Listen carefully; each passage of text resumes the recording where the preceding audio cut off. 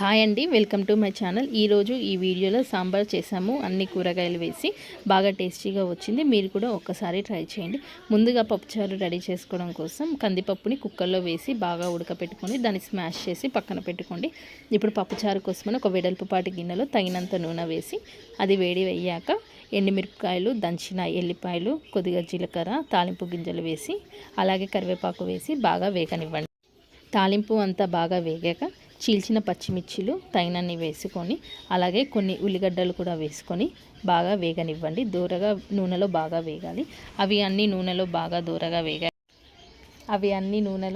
దూరగా వేగాలి. అవి మొత్తం తాలింపు, పచ్చిమిర్చి, ఉల్లిగడ్డ అన్నీ బాగా దూరగా వేగాక దాంట్లో ఒక హాఫ్ స్పూన్ పసుపు వేసుకొని ఒక 5 నిమిషాలు నూనెలో మగ్గనివ్వండి. ఆ తర్వాత కొద్దిగా అల్లం పేస్ట్ కూడా వేసుకోండి. అది ఆప్షనల్, వేసుకుంటే వేసుకోండి, లేదంటే లేదు, మీ ఇష్టం. మేమైతే వేసాము. అల్లం పేస్ట్ కూడా వేసి దూరగా వేయించుకోండి. ఒక 5 నిమిషాలు మగ్గనివ్వండి. ఆ తర్వాత పొట్టు తీసి పెట్టుకున్న ములక్కాయ ముక్కలు ఉంటాయి కదా, అవి కూడా వేసి కొద్దిగా దాంట్లో ఉప్పు కూడా వేసి నూనెలో దూరగా వేయించండి. దాంతోపాటు క్యారెట్లు కూడా ఉంటే పొట్టు తీసేసి పొడుగ్గా కోసుకొని అవి కూడా నూనెలో వేసి బాగా మగ్గనివ్వండి. అలాగే దొండకాయలు, వంకాయలు కూడా వేస్తే సాంబార్లో చాలా టేస్టీగా ఉంటుంది. మా దగ్గర లేవు ప్రస్తుతానికి, ములక్కాయలు, క్యారెటే ఉన్నాయి కాబట్టి మేము ఇవే వేసాము. మీ దగ్గర అవి ఉంటే అవి కూడా వేసుకోండి.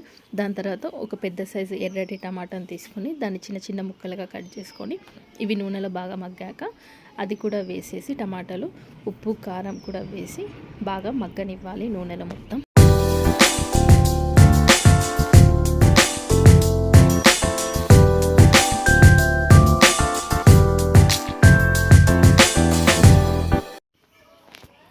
ఉప్పు, కారం వేసుకున్నాక టమాటాలంతా బాగా మగ్గాలి. అలాగే ములక్కాయ ముక్కలు, క్యారెట్ ముక్కలు కూడా నూనెలో మొత్తం మగ్గే వరకు ఉంచుకోండి. ఈలోపు దీంట్లో వేసుకోవడానికి సొరకాయ కనుక లేతగా ఉంటే డైరెక్ట్గా పొట్టు తీసి వేసుకోవచ్చు, లేదా ముదురు ఉంటే కనుక కొద్దిగా ఒక గిన్నెలో కొద్దిగా సాల్ట్ వేసి పొట్టు తీసిన సొరకాయ ముక్కలు వేసి ఒక 10 to 15 మినిట్స్ ఉడకపెట్టుకోండి. అవి కొద్దిగా ఉడికాక మేము అవి తీసి ఇప్పుడు దీంట్లో వేసాము. లేతకాయ అయితే కనుక డైరెక్ట్గా వేసుకోండి, ఉట్టిగానే ఉడికిపోతాయి.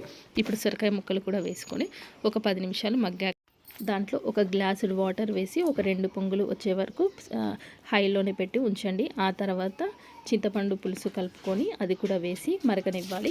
చింతపండు పులుసు మొత్తం బాగా మరిగించే వరకు ఉంచండి. ఆ తర్వాత మనం మెదిపిన పప్పు ఉంది కదా, పక్కన పెట్టుకున్నాం కదా, ఆ పప్పు కూడా దీంట్లో వేసి బాగా మరగనివ్వాలి. 2-3 పొంగులు వచ్చే వరకు ఉంచాలి. అది అంతా బాగా మరిగేటప్పుడు దాంట్లో కొత్తిమీర, అలాగే కరివేపాకు, కొద్దిగా సాంబార్ మసాలా పొడి లేదంటే ధనియాల పొడి కూడా వేసుకొని బాగా మరగపెట్టుకొని ఒక 5-10 నిమిషాలు ఉంచండి.